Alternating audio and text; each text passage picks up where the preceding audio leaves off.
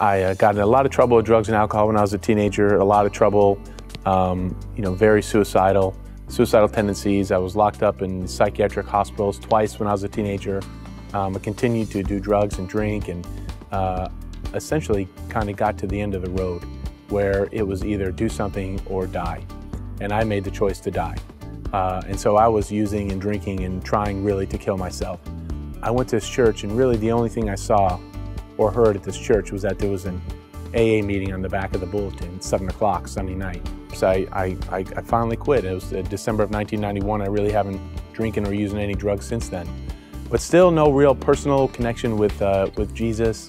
I did have another relapse, and then I just joined the Navy. And so I started to go to the Bible study on the ship. And they asked me right there on the mess decks, Bill, do you want a personal relationship with Jesus? And I said I did. And I was very emotional, a lot of tears, and I accepted Jesus right there on the mess decks of that ship. I read the whole New Testament in a matter of 3-4 nights, and I got back to port. I met up with my girlfriend and went right back to the way I was living before. We had, our son was being watched by a member of Christ the Redeemer. And she told my wife about this church, Christ the Redeemer. And my wife's like, let's check out that church that Rita talked about. And we came here, and Sean was preaching. And I said, anyone who's in jeans is kind of cool. So, the worship music that was here, I think is really what tore my heart up. And it did the very, very first night we came, that first night.